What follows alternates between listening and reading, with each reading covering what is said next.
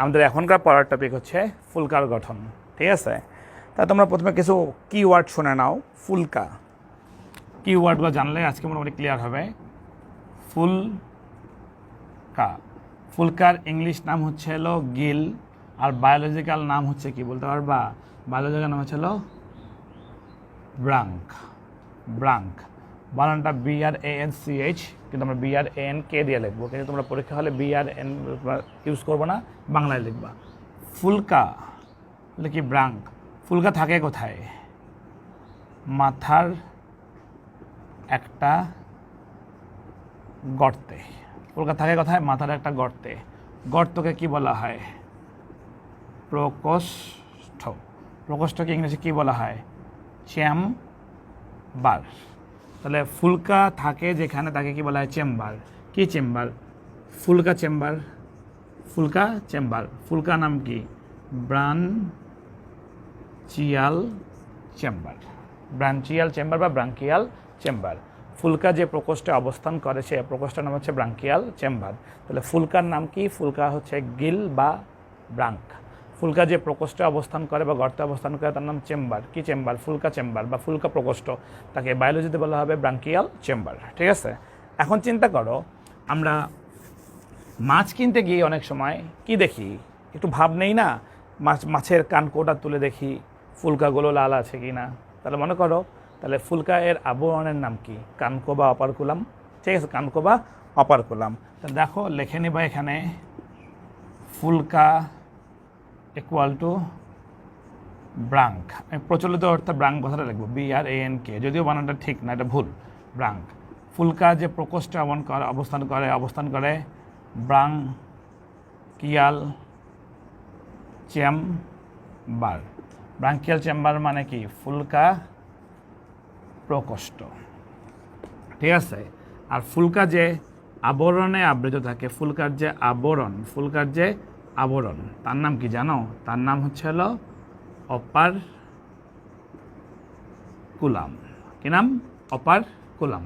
ফুলকা যে ব্রাঙ্কে অবস্থান করে বা যে প্রকোষ্ঠে অবস্থান করে তার নাম ফুলকা প্রকোষ্ঠ বা ব্রাঙ্কিয়াল চেম্বার। আর ফুলকা যে আবরণে আবৃত থাকে তার নাম হচ্ছে হলো কি তোমার অপারকুলাম বা কানকো। তাহলে মনে করো একটা গর্তের মধ্যে ফুলকা আছে, গর্তটার নাম হচ্ছে ফুলকা প্রকোষ্ঠ, তারপরে ফুলকা আছে 4টা করে, তারপরে একটা পাতলা হাড্ডিময় অস্থিময় অংশ রয়েছে, তার নাম কানকো বা অপারকুলাম বা ঢাকনি। ঠিক আছে, অপারকুলাম বা ঢাকনি। এখন দেখো, এটা যদি কানকো হয়ে থাকে, কানকোর পাশে এইরকম একটা পাতলা পর্দার ন্যায় অংশ থাকে, এর নাম হচ্ছে BOM। বোম মানে হচ্ছে ব্রাঙ্কিও ওস্টেগাল মেমব্রেন বা ব্রাঙ্কিও স্টেগাল মেমব্রেন।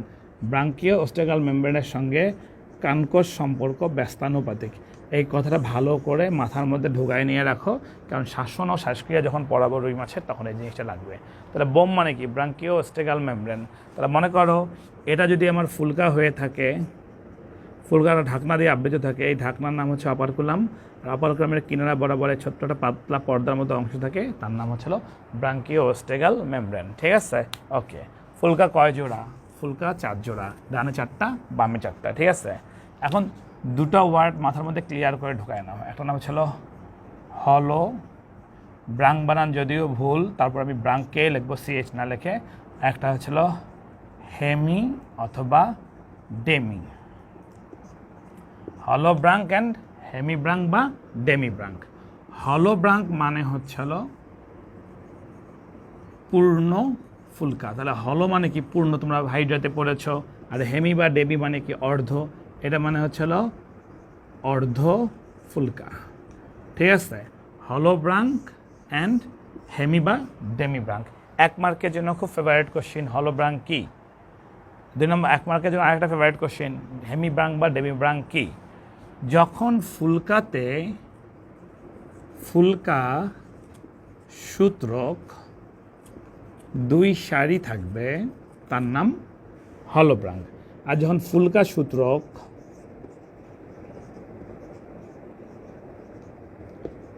1 সারি থাকবে তার নাম হেমি ব্রাঙ্ক বা ডেমি ব্রাঙ্ক।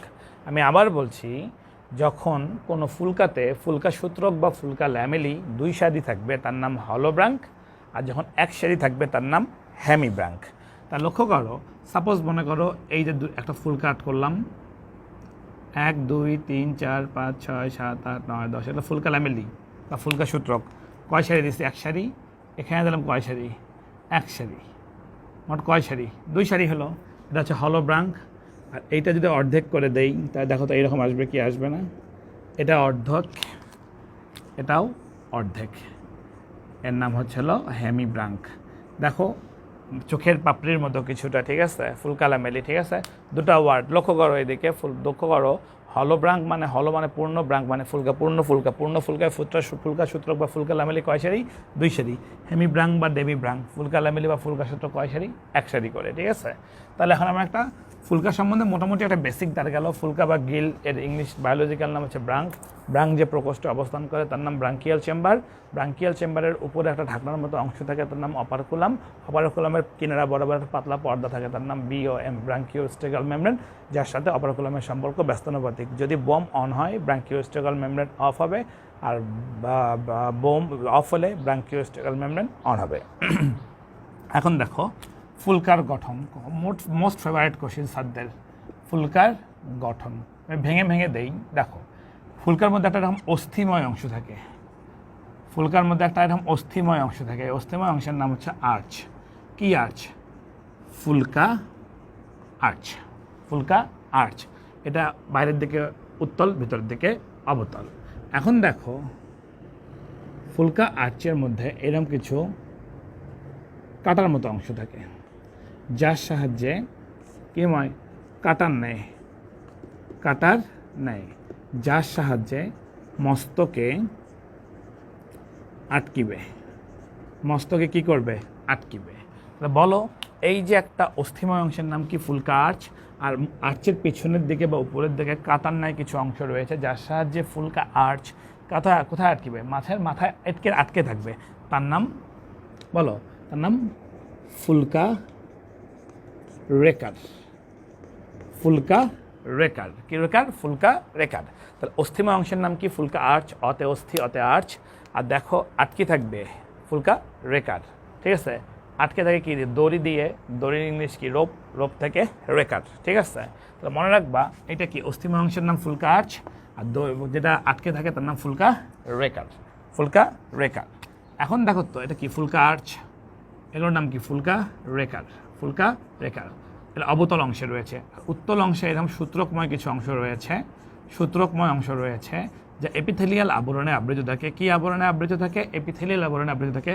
তার নাম ফুলকা ল্যামেলি। ফুলকা ল্যামেলি। ফুলকা ল্যামেলি যদি বা ফুলকা সূত্রক যদি 2 সারি থাকে তাহলে বুঝছো তো হলো, আর যদি 1 সারি থাকে তাহলে হেমি ব্রাঙ্ক। তাহলে আমরা কোনটা আর্ট করেছি? এখানে আমরা হলো ব্রাঙ্ক আর্ট করতে পারিনি, আমরা হেমি ব্রাঙ্ক আর্ট করে রেখেছি, ঠিক আছে। এখন দেখো ফুলকায় কি ঢোকে? ফুলকায় কার্বন ডাইঅক্সাইড ঢোকে। ফুলকা থেকে কী বেড়ে যায়? কার্বন ডাইঅক্সাইড বেড়ে যায়। এটা হচ্ছে একটা গতিপথ, যে গতিপথে হৃৎপিণ্ড থেকে রক্ত পরিবেশে চলে যাবে। পরিবেশে কি চলে যাবে? রক্ত তো যাবে না, যাবে কার্বন ডাইঅক্সাইড। আর পরিবেশ থেকে রক্তে আবার কী ঢুকবে? অক্সিজেন ঢুকবে। তাহলে যদি বলে হৃৎপিণ্ড থেকে ফুলকায় ঢোকে কে? বলবা কার্বন ডাইঅক্সাইড। ফুলকা থেকে পরিবেশে বেড়ায় যায় কে? Carbon dioxide. পরিবেশ থেকে ফুলকায় ঢোকে কে? অক্সিজেন। অক্সিজেন থেকে দেহে ঢোকে অক্সিজেন। ফুলকা থেকে দেহে ঢোকে কে? অক্সিজেন। আমি আবার বলি, হৃৎপিণ্ড থেকে ফুলকায় ঢোকে কার্বন ডাইঅক্সাইড, ফুলকা থেকে পরিবেশে বেড়ায় যায় কার্বন ডাইঅক্সাইড। এর বিনিময়ে অর্থাৎ ব্যাপনে পরিবেশ থেকে ফুলকায় ঢোকে কে? কার্বন ডাইঅক্সাইডের বিকল্প হিসেবে অক্সিজেন ঢোকে, এবং ফুলকা থেকে দেহের মধ্যে চলে যায় কে? অক্সিজেন। তাহলে লক্ষ্য করো আমি তাহলে 2টা কালার ইউজ করবো, একটা নীল এবং একটা লাল, ঠিক আছে। তাহলে লক্ষ্য করো এটা কি? ফুলকা আর্চ। এগুলো কি? ফুলকা আর্চ। এগুলো কি? ফুলকা ল্যামেলি। ফুলকা ল্যামেলি, ঠিক আছে। ফুলকা ল্যামেলি। এটা কার সঙ্গে সম্পর্ক দিলাম? এই আর্চটা অবশ্যই অক্সিজেনের সাথে সম্পর্ক দিলাম। কারণ কি বলতো? লাল রং দিয়েছি, তাই এটা অক্সিজেনের সাথে সম্পৃক্ত। পরীক্ষা হলে তোমরা তো এই ছবিটা আর্ট করবা না, তারপর দেখে রাখো, ঠিক আছে। আর আরেকটার সঙ্গে দিলাম হচ্ছে নীল। নীলটা কি? Carbon dioxide. তাহলে ঢুকছে কে? ঢুকছে যে ধমনী, তার নাম হচ্ছে অন্তর্বাহী ধমনী। নীলটা কিসের সাথে সম্পৃক্ত? নীলটা হচ্ছিল, নীল আর্টসটা হচ্ছিল অন্তর্বাহী ধমনীর সাথে সম্পৃক্ত। নীল আর্চটা হচ্ছিল নীল ল্যামেলি বিশিষ্ট যে আর্চটা রয়েছে তা অন্তর্বাহী ধমনীর সাথে সম্পৃক্ত, আর লাল যেটা রয়েছে সেটা হচ্ছিল বহির্বাহী ধমনী। বহির্বাহী ধমনী কারণ কি বলতো, অন্তর্বাহী ধমনী থেকে হার্ট থেকে কে গেছে, ফুলকায় কি ঢুকছে, কার্বন ডাইঅক্সাইড, ঠিক আছে। আর বহির্বাহী ধমনী থেকে ফুলকা থেকে বডিতে ঢুকছে হচ্ছে হলো অক্সিজেন। তাই আমি এটাকে এইভাবে প্রেজেন্ট করলাম। ছবিটাকে একটু তোমরা ফোকাস করো, ভালো করে লক্ষ্য করো। যদিও এই ছবিটা আর্ট করার কোনো যুক্তিকতা তোমাদের নাই, আমি জাস্ট তোমাদেরকে সহজভাবে প্রেজেন্ট করার জন্য এই জিনিসটা করলাম, ঠিক আছে। দেখো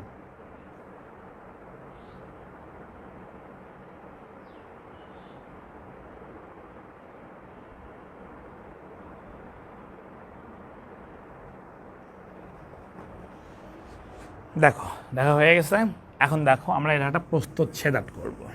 কি আর্ট করবো? প্রস্থচ্ছেদ, ফুলকা ল্যামেলি বা ফুলকা আর্ট। এখন দেখো লক্ষ্য করো, এই কালো অংশটার নাম কি ছিল?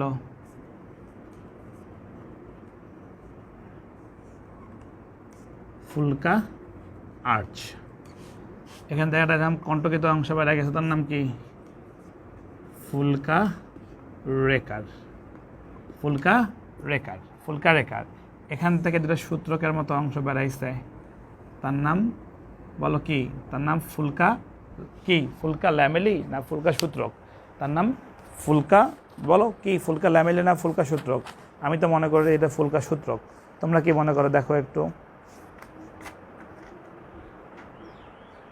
ফুলকা সূত্রক, যেটা বেড়াই গেছে তার নাম ফুলকা সূত্রক। ফুলকা সূত্রকের ভিতরের দিকে দেখো তুমি এইরকম কিছু কিছু গুটি গুটি পয়েন্ট পাবা। এর নাম যদি হয় ফুলকা সূত্রক, এর নাম ফুলকা ল্যামেলি। ফুলকা ল্যামেলি আর সূত্রকের মধ্যে তেমন কোনো পার্থক্য নেই। ফুলকা ল্যামেলি দিয়ে কী গঠিত হয়? ফুলকা সূত্রক গঠিত হয়। এখানেও পাবা তুমি, এবার কানেক্ট, এখানেও তুমি এরকম পাবা, ফুলকা ল্যামেলি পাবা, ঠিক আছে। এখন দেখো তো, এটা একটা ব্যবধায়ক না? বলো ব্যবধায়ক কি না? এটা বলতে পারি ব্যবধায়ক। কার? ফুলকা ল্যামেলির বা ফুলকা সূত্রকের ব্যবধায়ক। তা লক্ষ্য করো, আমি তোমাদের যেটা বললাম, এটা ফুলকা আর্চ, এটা ফুলকা রেকার। ফুলকা আর্চ অস্থিময় অংশ ফুলকা রেকারের মাধ্যমে মস্তকের সঙ্গে আটকে থাকে, ঠিক আছে। এখান থেকে যেগুলো বেরিয়েছে তাকে বলে ফুলকা ল্যামেলি। আর ফুলকা ল্যামেলি যেটা গঠন করছে অনেকগুলো ফুলকা ল্যামেলি করে, তাদের ফুলকা সূত্রক। দুই ফুলকা সূত্রকের মাধ্যমে একটা ব্যবধায়ক থাকে, তাহলে আন্তঃব্যবধায়ক কার? ফুলকা সূত্রকের, ঠিক আছে। এখানে দেখো আমি দুটো কালার ইউজ করব, একটা লাল আর একটা নীল। ফুলকা হচ্ছে কটা কালার ইউজ করলাম? দুটা। তাহলে নীলটা কি, অন্তর্বাহী না বহির্বাহী? নীলটা হচ্ছিল অন্তর্বাহী ধমনী, ঠিক আছে। আর লালটা হচ্ছে হলো বহির্বাহী ধমনী। তোমরা বুঝতেই পেরেছো কেন অন্তর্বাহী লিখলাম, কেন বহির্বাহী লিখলাম। এটা কার্বন ডাইঅক্সাইডকে ফুলকায় ঢোকাইছে, আর এটা অক্সিজেন ফুলকা থেকে বের করে নিয়ে আসছে। এই হচ্ছে আমাদের ফুলকার গঠন। তোমরা এই ছবিটা আর্ট করার চেষ্টা করবা আরও সুন্দরভাবে। Thank you.